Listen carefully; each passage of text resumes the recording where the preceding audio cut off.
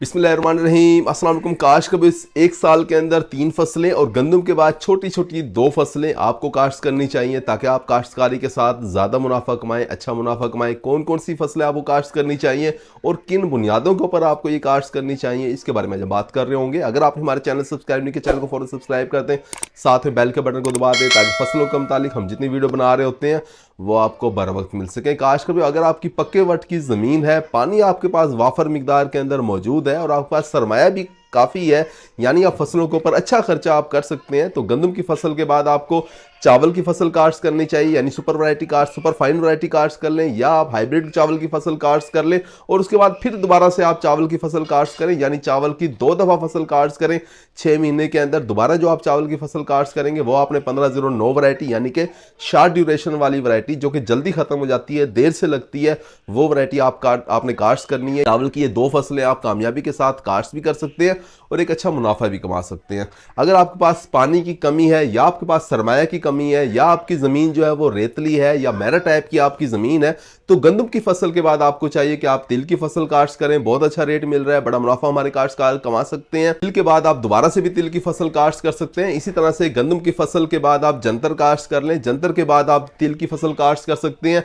जंतर का फायदा यह है कि अगर आपको रेट नहीं लगता तो आप इसे जमीन के अंदर रोटावेट कर देंगे, जमीन की जरखेजी के अंदर इजाफा हो जाएगा। इसी तरह से हमारे वो तमाम काश्तकार जिनकी पक्के वट की जमीनें हैं वो भी गंदम की फसल के बाद तिल की फसल काश्त कर सकते हैं, क्योंकि तिल की फसल 3 महीने की फसल है। TH06 वैरायटी आप काश्त करें, लेकिन आपने पक्की जमीनों के अंदर इसे वटों के ऊपर काश्त करना है। उसके बाद आप चावल की फसल काश्त कर सकते हैं। चावल की आपने वही 1509 वैरायटी काश्त करनी है। इसी तरह से पक्के वट के हमारे जो काश्तकार है वो गंदम की फसल के बाद जंतर काश्त कर सकते हैं। जंतर का अगर आपको रेट अच्छा मिल जाता है तो ठीक है, वरना 60 दिन के बाद आप इसे जमीन के अंदर ही रोटावेट कर दें, जमीन की जरखेजी के अंदर इजाफा हो जाएगा। उसके बाद आप चावल की फसल काश्त कर लें। हमारे जनूबी पंजाब के या सिंध के काश्तकार जो है वो गंदम की फसल के बाद तिल काश्त कर सकते हैं। 90 दिन के अंदर तिल की फसल खत्म हो जाएगी, उसके बाद दोबारा से भी तिल की फसल काश्त कर सकते हैं।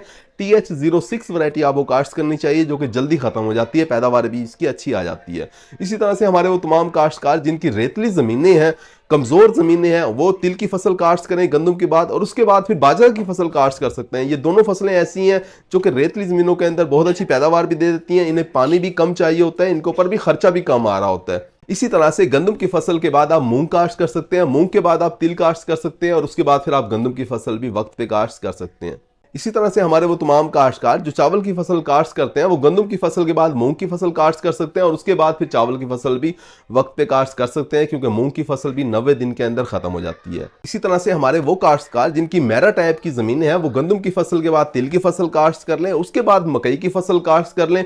मकई की फसल अगर उनकी बहुत अच्छी जा रही है तो उसे वो पका सकते हैं, उसके बाद फिर गंदम की फसल काश्त करें। ऐसी सूरत के अंदर गंदम 1 महीना लेट हो जाएगी, पछेती काश्त होगी, लेकिन गंदम की फसल के ऊपर अच्छा खर्चा करके वो उससे भी अच्छा मुनाफा कमा सकते हैं, अच्छी पैदावार हासिल कर सकते हैं। लेकिन अगर आप इस मकई को साइलेज के तौर पे सेल कर देते हैं तो उसके बाद फिर आप गंदम की फसल भी वक्त पे काश्त कर सकते हैं। इसी तरह से गंदम की फसल के बाद आप तिल की फसल काश्त करें, उसके बाद फिर आप मकई की फसल काश्त करें, मकई के बाद आप प्याज काश्त कर लें, प्याज के अंदर फिर आप अगेती कपास का आप चोपा लगवा लें। तो इस तरह से आपकी गंदम की फसल तो दरमियान में से मिस हो जाती है, लेकिन आप कपास के साथ भी अच्छा मुनाफा कमा सकते हैं, प्याज से भी आप अच्छा मुनाफा हासिल कर सकते हैं।